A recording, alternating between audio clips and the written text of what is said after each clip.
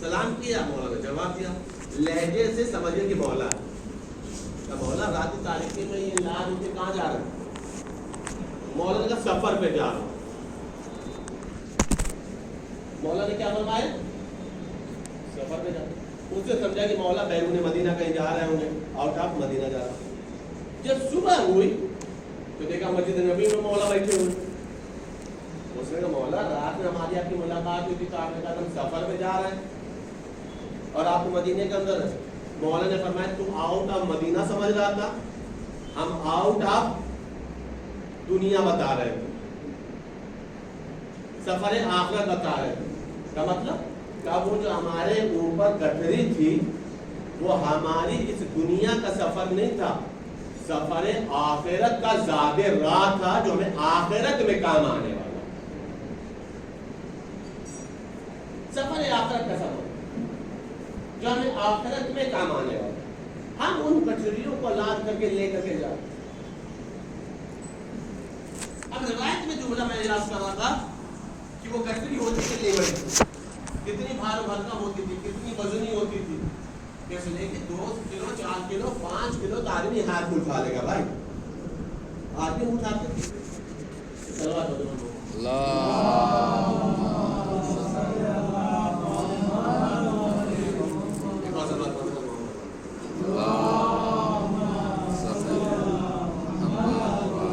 محمد 2 کلو 5 کلو 10 کلو تو ہم آج بھی اٹھا لیتے، کوئی بڑا مسئلہ نہیں، 20 کلو اٹھا لیتے۔ لیکن جب روایت ہے کہ گٹھری ہے تو پھر گٹھری ہی ہوگی نا، کتنی بھاری رقم گٹھری ہوتی تھی جو مولا اٹھا سکتے۔ اچھا دیکھیے اس کا ہوتا کیا تھا، روٹی ہی ہے، روٹی کی گٹھری مولا اٹھاتے تھے۔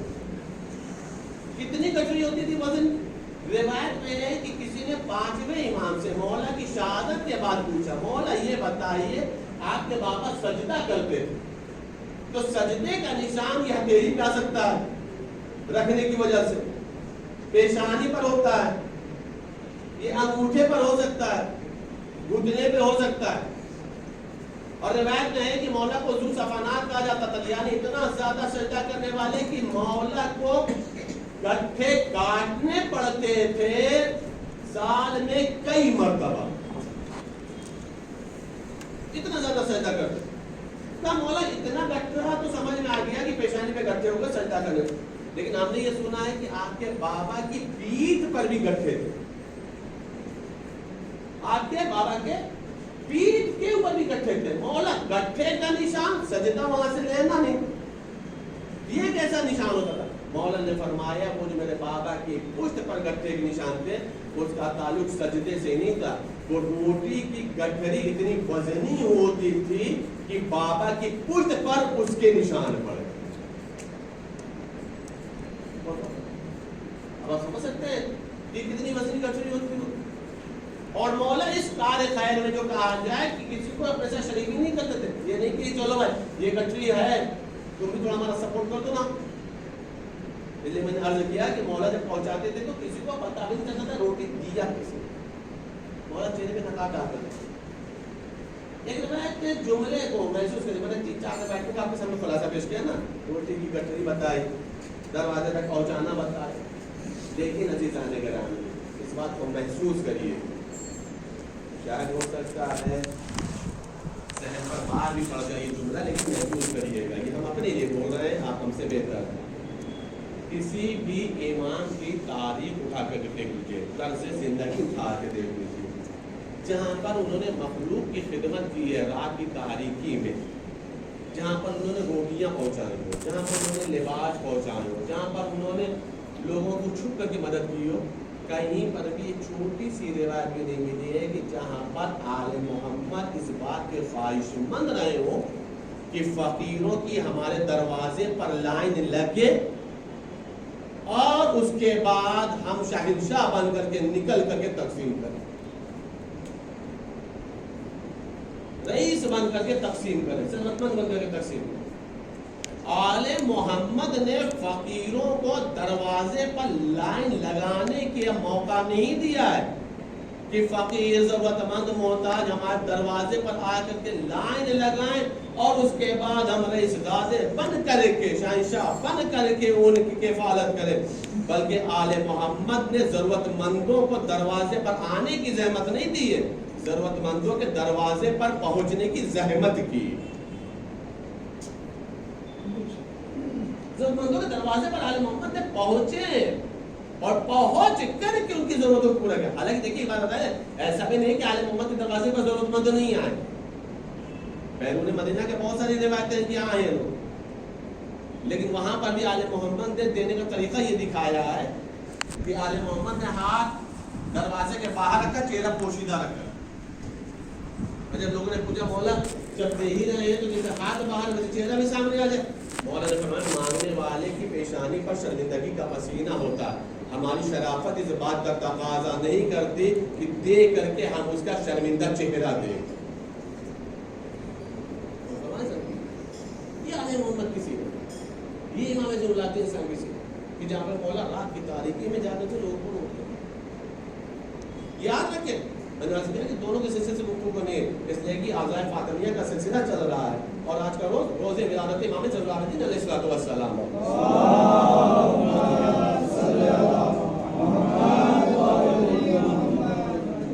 دونوں کے سلسلے کو گفتگو کریں تاکہ بات کو کسی حد تک پہنچنے کی کوشش کریں. یہ جو چیزیں ہم پڑھتے ہیں یا سماعت فرماتے ہیں یا چاندوں سے بڑی سماعت فرما رہے ہیں، یہ ہمارے صرف اور صرف اس لیے نہیں کہ ہم رسمن آئے پڑھے چلے گئے سنا کر کے ہاتھ پوچھ کے چلتے ہو، نہیں ایسا رہے گا. اگر ہم سیرت سن رہے ہیں تو اسے اپنی زندگی میں ڈھالنے کی ضرورت ہے. میں ایک جملہ اکثر کہا کرتا ہوں کہ اگر ہم یہ کہتے ہیں کہ سب سے اچھے نمائندے اللہ نے ہمیں دیے ہیں، رہبران دین سب سے اچھے کس کے پاس ہیں؟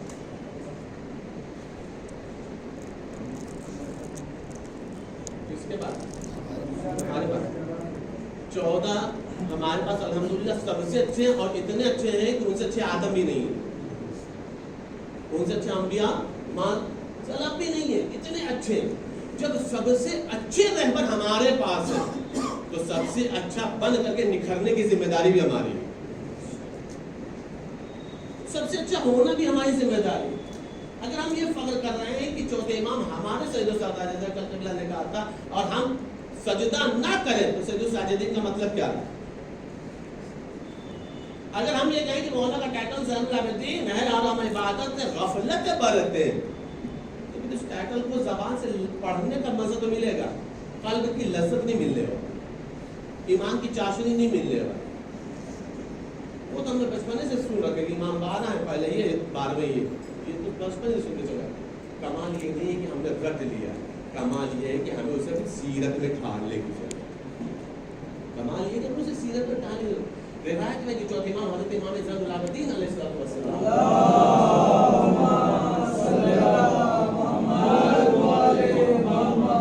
وہ طریقہ روایت میں جب چوتھے امام مشہور ترین روایت کے جملے ہیں، سمجھانے کے لیے پڑھ رہا ہوں اپنے آپ کو، آپ سنیں. روایت میں جب چوتھے امام کے سامنے کوئی مولا سے عمر میں بڑا آتا تھا، سینہ رسیدہ آتا تھا، تو مولا اس کا احترام کرتا، مولا اس کے اکرام کرتا. جب مولا کے برابر والا بھی آتا تھا، سیدھا وہ ہمسین آتا تھا، جو مولا کے ہمسین تھا، 2 سال 4 سال آگے پیچھے ہوتا تھا، 1 سال 2 سال آگے پیچھے، مولا اس کا بھی احترام کرتا. جو مولا سے عمر میں چھوٹا ہوتا تھا، مثلا 12 سال 14 سال کا آ گیا، مولا اس کا بھی احترام کرتا. اچھا یہ چیز تو اگر ایک دن ہوگا تو کہا جائے گا اتفاق ہو گیا، یہ اتفاق ہو گیا کہ مولا اس کے احترام میں کھڑے ہوئے تھے، وہ آگے ان کے لیے بھی کھڑے ہو گئے، وہ آگے ان کے لیے بھی کھڑے ہو گئے. لیکن روایت میں ہے کہ یہ مولا کی زندگی تھی. جب مولا کے سامنے کوئی بھی بڑا آتا تھا اس کے لیے بھی کھڑے ہوتے تھے، برابر والا آتا تھا تو بھی کھڑے ہوتے تھے، مجھے چھوٹا آتا عمر میں تو بھی کھڑے. کئی روز ہوا تو ایک شخص نے پوچھ لیا، مولا یہ بتائیے بڑے کا احترام سمجھ میں آتا ہے، وہ آپ سے عمر میں بڑا ہے تو آپ اس کی بزرگی کا احترام کر رہے ہیں، یہ برابر والے کا احترام اور اس سے بھی ایک کمال کہ اپنے چھوٹے والے کا احترام. मौला ने फरमाया तुम्हारे निगाह में और तुम्हारी फिक्र में हमारी फिक्र में फर्क है। तो मौला क्या तुम्हारी निगाह उम्र तक पड़ी हुई है, देखिए उम्र नहीं कहा,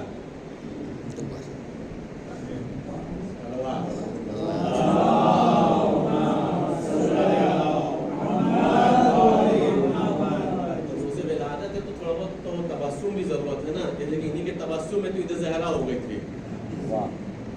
तो क्या तुम्हारी निगाह उम्र पे पड़ी हुई है, वहां तक महदूद है, ये बड़े हैं, ये छोटे हैं, ये बराबर वाले, इसलिए तुम वहीं तक महदूद हो गए। क्या मौला हम तो यही समझ रहे। मौला ने फरमाया हम जो उनका एहतराम कर रहे हैं उम्र की वजह से नहीं कर रहे, दूसरा रीजन है, दूसरा सबक का मौला क्या, मौला ने फरमाया जो हमसे उम्र में बड़ा है। देखिए ये रवायत मौला ने हमारे लिए पढ़ी, अपने लिए नहीं, हमें समझाने के लिए बोला है, वरना मौला तफसीर के मिज़दाक़ है, पुराने नातिक है। मौला ने फरमाया जो हमसे उम्र में बड़ा है उसके उम्र की वजह से एहतराम नहीं करेगा। फिर चूंकि उम्र में बड़ा है तो उसने नेकी भी ज्यादा की होगी, हम उसकी उम्र की वजह से एहतराम नहीं कर रहे, उसकी कसरत नेकी की वजह से एहतराम कर रहे, उसने नेकी ज्यादा की। क्या मौला जो छोटा है, क्या जब उम्र में छोटा है तो हम उसके किल्लते गुनाह की वजह से उसका एहतराम कर रहे हैं कि उसके उम्र कम है तो उसने गुनाह भी कम की हो। यहाँ तो बराबर वाला मामला हो गया, एक ज्यादा और एक कम। मौला ही बराबर वाले, ये बराबर वाले। मौला ने फरमाया जो हमारे बराबर वाले हैं हम उनका एहतराम इसलिए करते हैं कि हमें अपने नफ्स का इल्म है, हमें उसके बातिन का इल्म नहीं। हमें अपने नफ्स का इल्म है, हमें अपने ज़ाहिर का इल्म, हमें अपने बातिन का इल्म है कि हमने क्या किया है, लेकिन हमें उसके बातिन का इल्म नहीं है। हमें नहीं मालूम कि उसके यहाँ अच्छाइयाँ कितनी हैं, बुराइयाँ कितनी हैं। हम हुस्ने ज़न रखते हुए कि उसका बातिन हमसे बेहतर होगा, इसलिए हम उसका एहतराम करें। यहाँ से एक मसला समझ में आया कि शख्सियत की बुनियाद पर आले मोहम्मद का एहतराम नहीं, दौलत और सरवत और शहनशाही की बुनियाद पर एहतराम नहीं, हुकूमत और इक़्तिदार की बुनियाद पर आले मोहम्मद ने एहतराम नहीं करना सिखाया। आले मोहम्मद ने एहतराम का सबब जो बताया है वो सिर्फ और सिर्फ नेकी बताई है। नेकी देखते जाओगे खुद ब खुद कद्र और मंजिलत में इजाफा होता चला जाएगा। एक सलवात पढ़ दे मोहम्मद।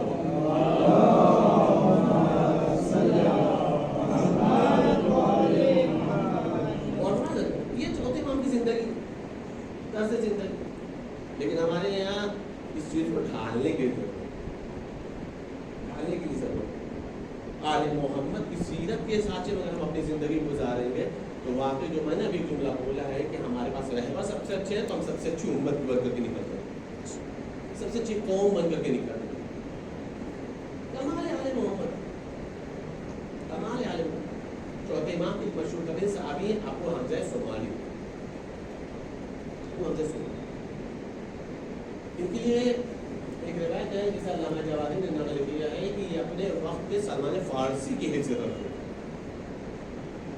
यानी ईमान के 10वें दर्जे पर फायदा। ये आले मोहम्मद बहुत सारे असरार से वाकिफ थे, इनकी ज़बान में इतनी तासीर थी कि जो ज़बान से निकलता था वो मुस्तजाब दावत होती, दुआएं कबूल हो जा रहे थे। लोग अबू हमज़ा सोमाली के पास आते थे कहने के लिए अबू हमज़ा सोमाली हमारी परेशानी है, तुम दुआ कर दो ताकि हमारी परेशानी से हमें नजात मिले। रिवायत नहीं कि चौथे इमाम ने अबू हमज़ा सोमाली से पूछा कि अबू हमज़ा सोमाली ये बताओ कि नमाज़ सुबह के बाद सो जाते हो या जागते हो? क्या फरमाया? नमाज सुबह के बाद सोते हो या जागते हो? शरीयत का मसला बताते हैं कि तुलुए आफ्ताब से पहले सोना मकरूह है, हराम नहीं। नमाज़े सुबह पढ़ करके अगर इंसान तुलुए आफ्ताब से पहले सो जा रहा है तो कोई मसला नहीं, कोई मुज़ायका नहीं है, मकरूह है, करार दिया गया, सो गया, कोई मसला। लेकिन आले मोहम्मद जिन्हें अपने से करीब देखते हैं ना, इतना भी गवारा नहीं करते कि वो मकरूह अंजाम दे। जाए कि आले मोहम्मद से निस्बत रखने वाले हराम काम अंजाम दे। मौला ने फरमाया कि کہ ہم نے سومالی یہ بتاؤ کہ نماز صبح کے بعد سوتے ہو یا جاگتے ہو؟ اب مولا کبھی سو جاتے ہیں کبھی جاگتے ہیں بیدار رہتے ہیں. مولا نے فرمایا ابو حمزہ سومالی سویا نہ کرو. لیکن ایک بات بتا دے یہ روایت نماز صبح پڑھ کے سونے والوں کے لیے ہے. جو اتنا سو جائیں کہ نماز صبح ہی نہ پڑھے ان کے لیے یہ روایت نہیں ہے. کہا مولا کبھی سو جاتے ہیں کبھی بیدار رہتے ہیں خیریت؟ مولا نے فرمایا ابو حمزہ سومالی سویا نہ کرو طلوع آفتاب سے پہلے پہلے. کہا مولا کیوں؟ نماز تو پڑھ لیا. کہا مولا آپ منع کیوں فرما رہے؟ مولا نے فرمایا یہ وہ وقت ہوتا ہے جب خدا بند عالم مخلوقات میں رزق تقسیم کرو. رزق تقسیم لوگ کہتے پہلے بات کر رہے ہیں ایسی بات 2 رکعت نماز پڑھ رہی ہے مثلا نافل فجر اور 2 رکعت صبح بہت آرام سے بھی پڑھیں تو 12 منٹ 15 منٹ بہت ہو گئے. حالانکہ 10 منٹ کے اندر ہو جائے گا لیکن 12-15 منٹ تقریباً 1 گھنٹہ ٹائم رہتا ہے. 1 گھنٹہ سوا گھنٹہ طلوع آفتاب میں لم سم 1 سے لے کے سوا گھنٹہ کے لیے 10 منٹ میں تو نماز تمام ہو گئی. دونوں ملا کے کریں گے تو کیا کریں؟ دیکھیں صبح کے لیے بہت ساری چیزیں اگر اس میں ضمن ناز کرو تو اسی میں 40 منٹ نکل جائے گا آرام سے سیدھے سیدھے. دعا عہد پڑھ لیجیے. دعا صباح مولا من المنزل علی بن ابی طالب علیہ السلام کی دعا ہے.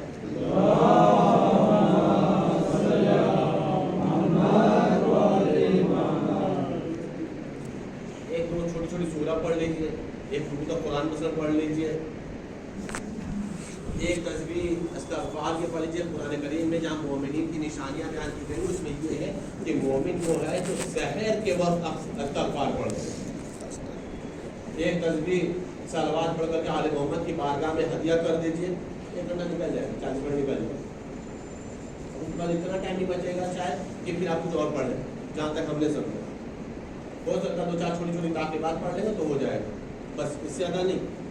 یعنی وہ ٹائم گزارنے میں بھی ٹائم نہیں لگے گا.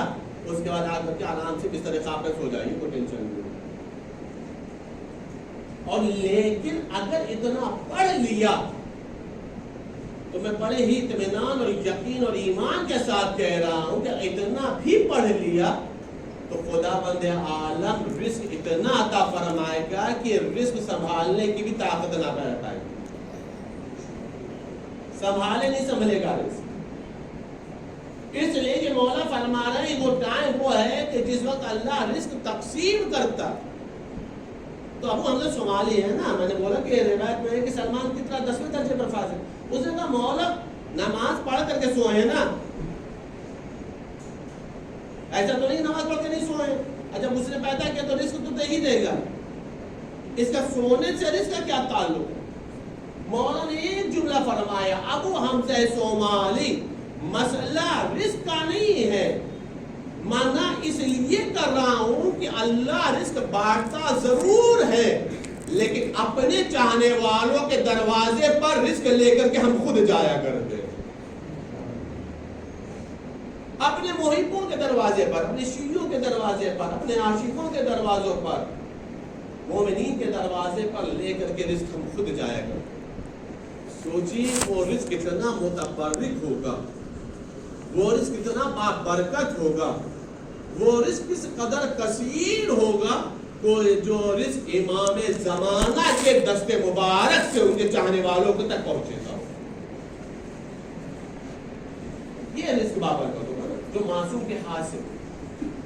تو مولا نے فرمایا ابو حمزہ سومالی اس ٹائم نہ سویا کرو اس لیے کہ وہ ٹائم رزق بٹنے کا اور وہ رزق لے کر کے ہم دروازے پر آئے. ہم اللہ اختیار دیتا ہے ہم اپنے چاہنے والوں تک پہنچا دیں. ابو حمزہ سومالی نہ سویا.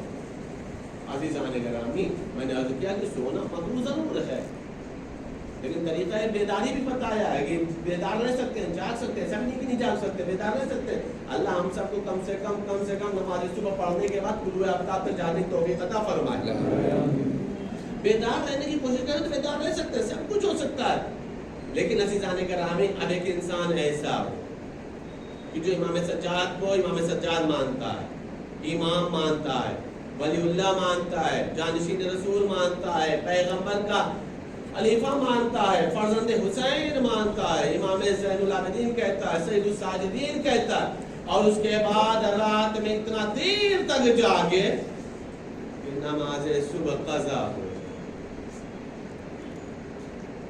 نماز صبح قضا ہو جائے، اور اس کے بعد دن بھر پھر وہ روتا پھرے، رزق کی بہت تنگی ہو گئی ہے، رزق کی بہت پریشانی ہو گئی ہے، روزی کے معاملے میں بہت پریشان چل رہے ہیں، تو عزیزان گرامی ادھر سے رزق نہیں روکا گیا ہے، ہماری کاہلی نے ہمارے دروازے پر آنے سے رزق کو روکا۔ ایک صلوات پڑھتے پر محمد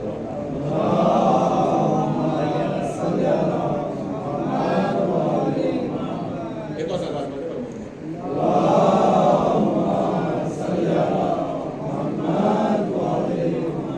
بس ایک بات شہزادی کونین کے سلسلے سے عرض کروں، اس کا بھی تعلق انہی چیزوں سے، حضرت فاطمیہ چل شہزادی کونین سے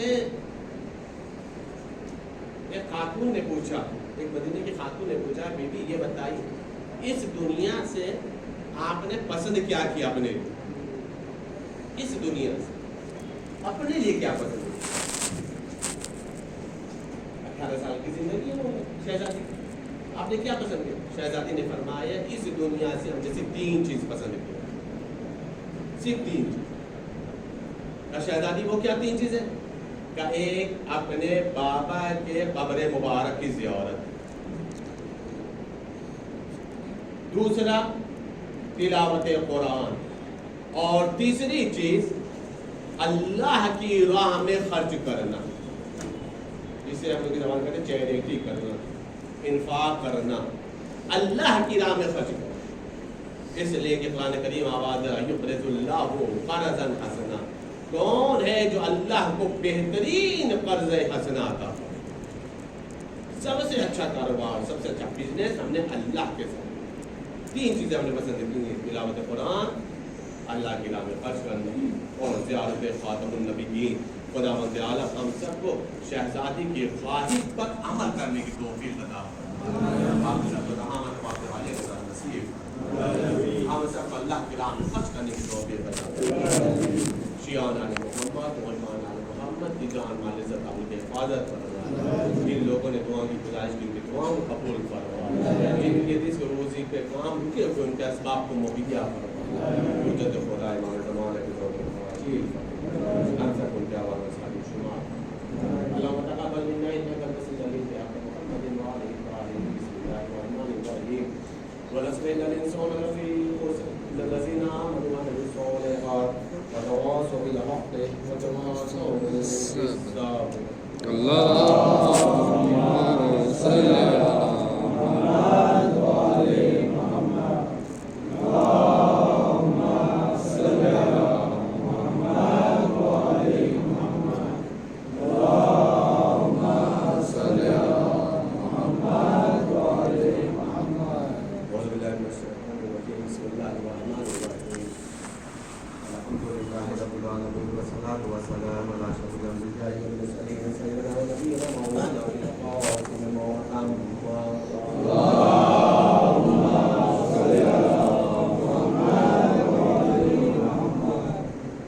لوگ کے جو مسائل شرعیہ چلتے ہیں اس کے سلسلے سے ایک مسئلہ ذکر ہے جو پورا ہو رہا ہے کہ نماز جمعہ میں شرکت کرنے کے لیے چاہیے۔ نماز جمعہ ایک ایسی نماز ہے جو فرادہ نہیں ہو سکتی، نماز عیدین فرادہ ہے، یومیہ نمازیں میں پنجگانہ نمازیں فرادہ پڑھی جا سکتی ہے، اس وجہ سے نماز جماعت میں نہ آئے،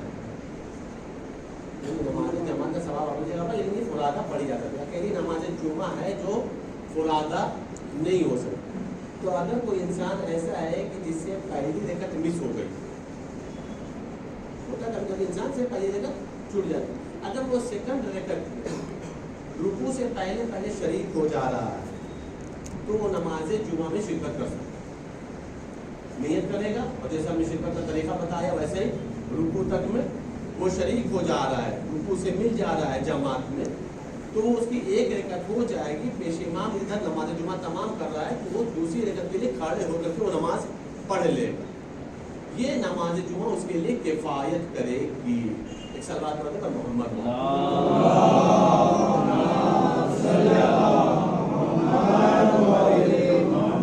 بسم اللہ الرحمن الرحیم ان اللہ وملائکتہ یصلون علی النبی یا ایھا الذین آمنوا صلوا علیہ وسلموا تسلیما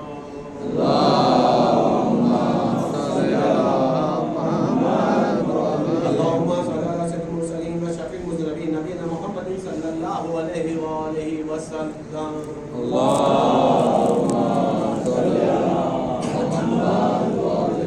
وعلى إمام المسلمين وقائد الغر المهجرين أمير المؤمنين علي بن أبي طالب اللهم صل على محمد وعلى سيد النساء العالمين وسيد خاتم النبيين سيدتنا فاطمة بنت رسول الله صلوات الله عليها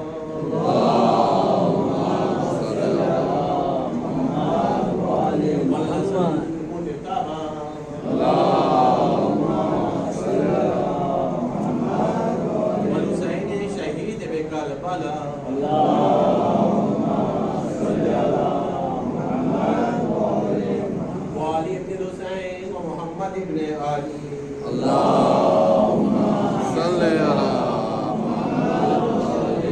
وجعفر بن محمد وموسى بن جعفر اللهم صل على محمد وعلي وعلي بن موسى ومحمد بن علي اللهم صل على محمد وعلي وعلي بن محمد والحسن بن علي عليهم الصلاة والسلام اللهم صل على